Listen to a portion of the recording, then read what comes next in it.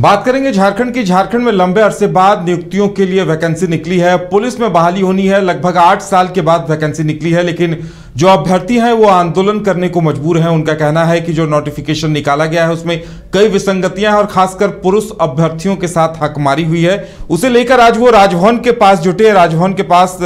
प्रदर्शन किया और साथ ही उन्होंने राज्यपाल को ज्ञापन देते हुए कहा है कि आने वाले दिनों में अगर उनकी नहीं सुनी जाती है तो वो सीएम हाउस का घेराव करेंगे। ज्यादा जानकारी के लिए इस वक्त हमारे साथ हमारी संवाददाता करिश्मा जुड़ी हुई है, सीधे चलेंगे उनके पास। करिश्मा, लगातार इस बात की गूंज सुनाई दे रही थी कि अभ्यर्थी आंदोलन का मन बना रहे हैं। आज राजभवन के सामने वो आंदोलन को लेकर बैठे और क्या कुछ कहा उन्होंने? जी उदय, पहली दफा नहीं है जब झारखंड के अभ्यर्थी अपने हक और अधिकार की लड़ाई करने के लिए आंदोलन कर रहे हैं,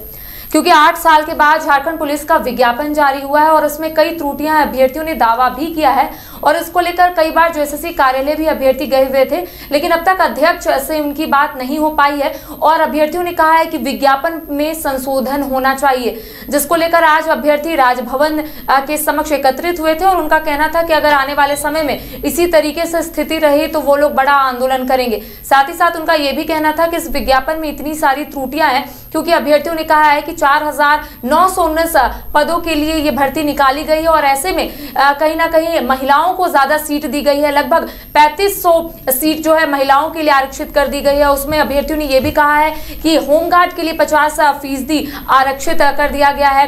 10% सहायक पुलिस के लिए आरक्षित कर दिया गया है। तो अभ्यर्थियों ने एक सवाल खड़ा किया है कि आखिर हम कहां जाएंगे, जिसको लेकर कई बार ये लोग जेएसएससी कार्यालय का घेराव भी किए थे और जेएसएससी कार्यालय भी पहुंचे थे। आज इसको देखते हुए ये लोग राज्यपाल को ज्ञापन भी सौंपे और इनका कहना है कि राज्यपाल से इन्हें काफी उम्मीद है। साथ ही साथ इनका यह भी कहना है कि मुख्यमंत्री हेमंत सोरेन ने चुनावी सभा में ये कहा था कि जब वो राज्य की सत्ता में आएंगे तो बहुत जल्द वैकेंसी निकलेगी या फिर 5 लाख नौकरियां सरकार हर साल देगी। तो अभ्यर्थियों ने आज एक सवाल पूछा है कि आखिर कब वो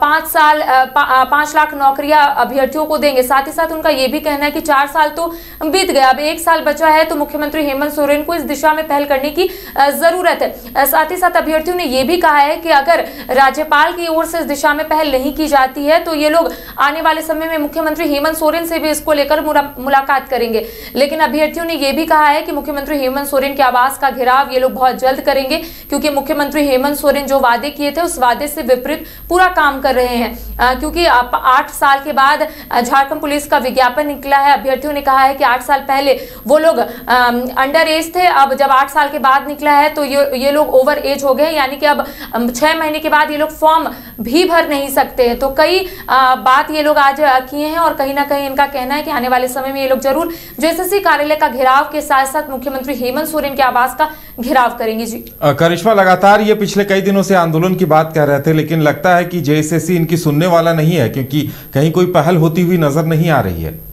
जी जाहिर सी बात है कि जो एसएससी कार्यालय एक बार नहीं अभ्यर्थी बहुत बार गए हुए हैं और कई बार आवेदन भी दिए हैं, लेकिन अध्यक्ष नीरज सिन्हा से मुलाकात नहीं हो पाई। हालांकि सचिव मधुमिता जी से इनकी मुलाकात हुई थी, उन्होंने स्पष्ट रूप से कहा था कि आपकी जो भी परेशानी है उसको जरूर दूर करने की कोशिश करेंगे। आप लोग जितनी भी समस्या लेकर यहाँ पर पहुंचे हैं उस समस्या को देखा जा रहा है और जरूर आने वाले समय में इस दिशा में पहल की जाएगी। आपने देखा होगा कि 15 दिसंबर को लगातार वो तस्वीर हम अपने दर्शकों को दिखा रहे थे कि कैसे अलग अलग जिलों से अभ्यर्थी जो है जो एसएससी कार्यालय का घेराव करने के लिए पहुंचे थे और काफी घंटे के बाद जो अधिकारी है जो एसएससी कार्यालय के अंदर जो मौजूद अधिकारी है वो लोग बाहर आए और कई अनाउंसमेंट भी किए थे। आपने सुना होगा कि सीजीएल की परीक्षा को भी लेकर अभ्यर्थी आंदोलन कर रहे थे। उनका कहना था कि जो 21 तारीख का जो तारीख तय किया गया है उसको लेकर ये लोगों का कहना था कि पहले ही से 3 परीक्षा ऑलरेडी 21 तारीख को है, जिसको देखने के बाद आयोग की ओर से एक नोटिस जारी किया जाता है और ये कहा जाता है कि